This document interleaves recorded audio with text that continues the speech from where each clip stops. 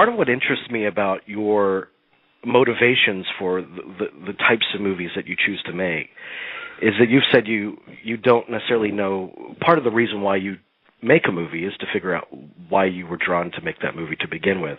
That's so right. Having reached the end of this journey, what do you know about those motivations that you didn't know when you first embarked on it? Sure. Of course, it might not be the end yet. It might not be at the end of the journey yet, but because it's, in truth, weirdly enough, it's when you do interviews about your movie that you start to have to articulate these things, because normally you maybe would not bother to or try to articulate them. So I think I have a friend who reminded me that the first film I ever made was a 7-minute short called Transfer, and it was about a psychiatrist and his patient.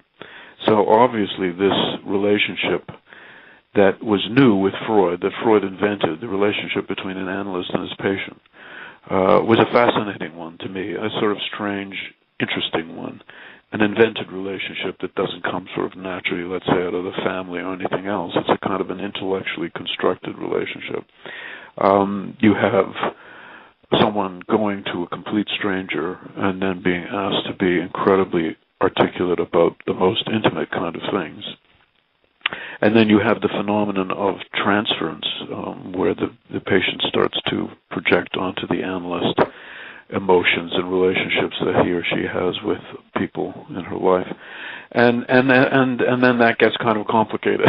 So this is a very intriguing, as I say, new relationship that had never existed before, and then evolved in many ways as various splinter groups from Freud's psychoanalytic group developed their own versions of that relationship, and so on and so on. But anyway, so I think in essence that's really what was intriguing me about psychoanalysis. And then when you add to that the charisma and the passion and the intellect of all of the characters in this movie, which is kind of an unusual thing,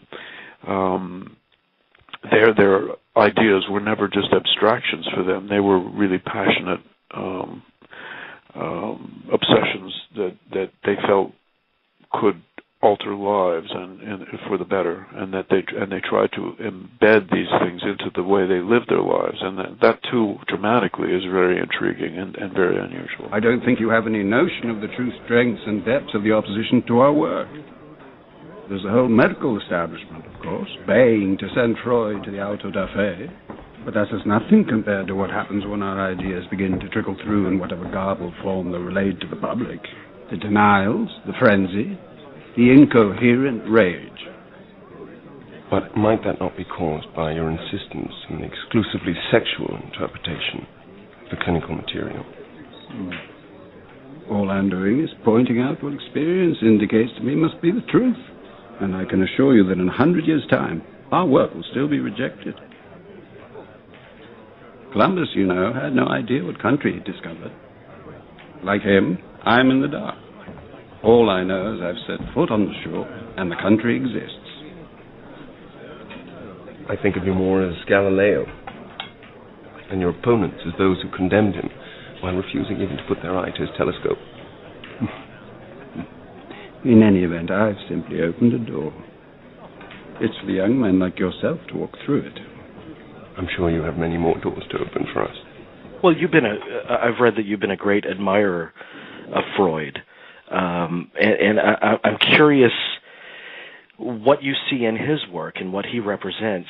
Does that inform your creative sensibilities in any way? Well, first of all, Freud was a wonderful writer.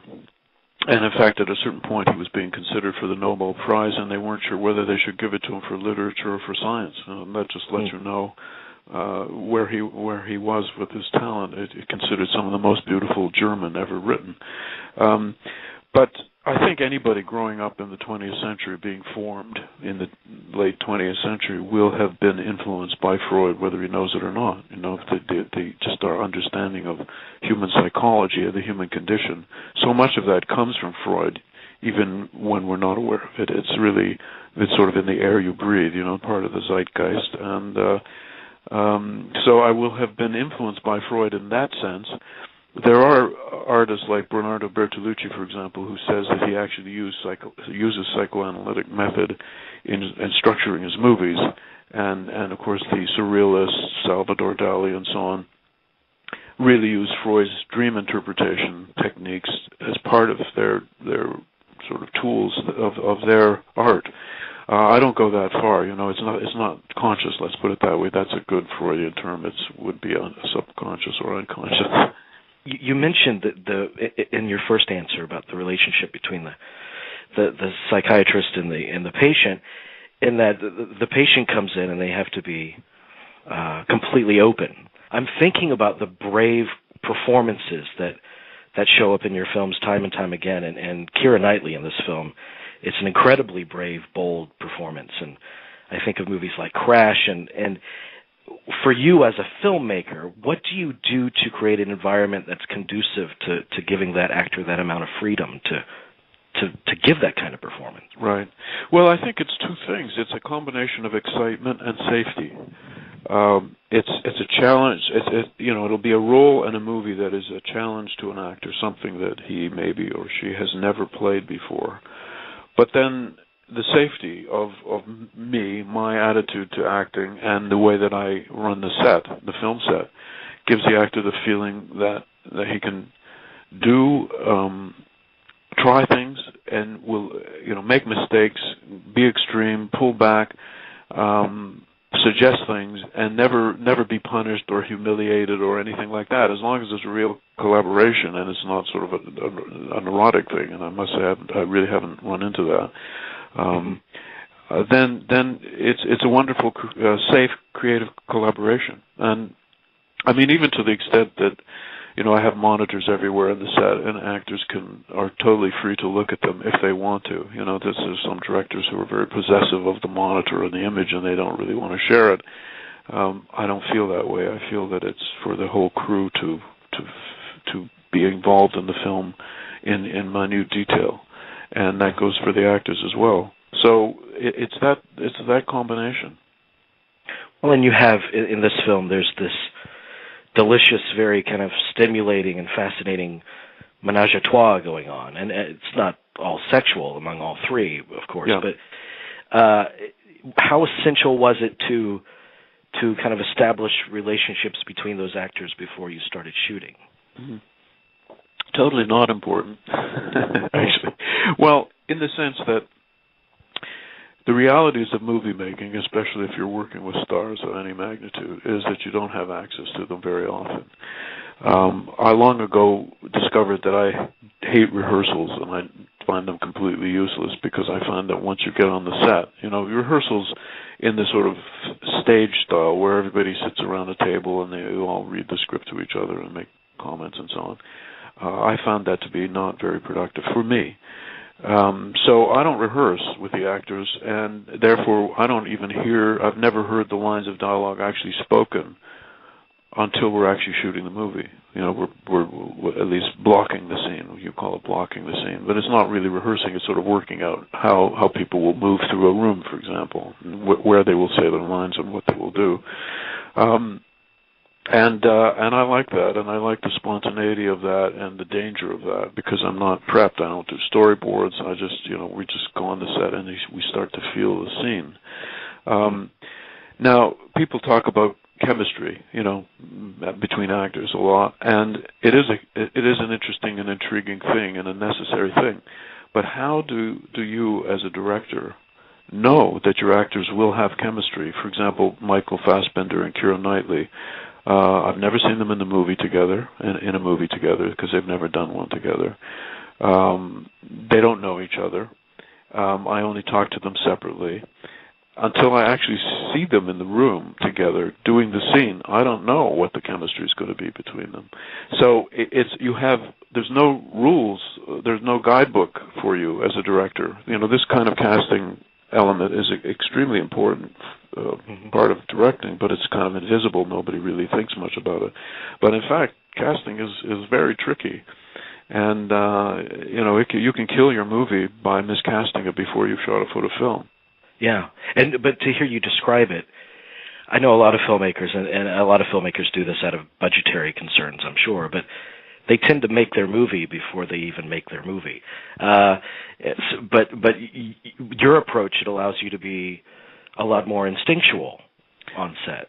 Yeah, well, but you see, at the same time, I've really simplified the way I shoot movies now, and we actually came in way under schedule on Dangerous Method, even though I shot everything that I felt I needed to shoot. So, with maturity, with experience, you can be incredibly efficient, and also, I mean, I'm sure you feel it, but the movie has the feeling of great control. You know, it has a feeling that everything is where it should be, and that it was very well thought out. And of course, you do a lot of prep, even given the way I'm talking about the way I shoot. You know, you've cast the movie, you've found the locations, you've built the sets, you've designed the costumes, and you've played with the props, and you've figured out which cigar Freud will smoke, and how and when and how, you know, all of that stuff.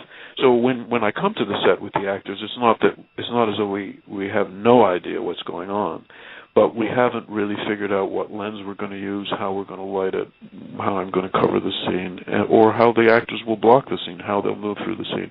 And that's really where the actors contribute a huge amount. If you do storyboards, for example, which are usually done before you've even cast the movie, then you're moving the actors around like pawns, sort of to match what you did in your storyboards. In other words, you're sort of making like a comic book version of your movie. To me, that really is cutting out the collaboration of a lot of people, and I especially your actors. And I think, why would I cast incredibly wonderful creative actors and then not let them have input into how they act the scene? That's the way it feels exactly. to me anyway. Yeah. You know, you'd mentioned chemistry, and one of the great examples of chemistry in your own career it has been between yourself and Howard Shore. Yeah. And we had the pleasure of speaking to Mr. Shore. And I'm wondering from you, how do you define what makes that relationship work? Well, music is a mysterious thing because it's really beyond articulation. It's beyond language. You know, that's why it's so intriguing and why it has such visceral and emotional and sort of time-binding elements. That by which I mean, you know, if you hear a song, let's say that's from your youth, it kind of brings back incredible floods of emotion and feelings that you had at the time, you know, when you first discovered that song. And yet it's very difficult to talk about that kind of thing.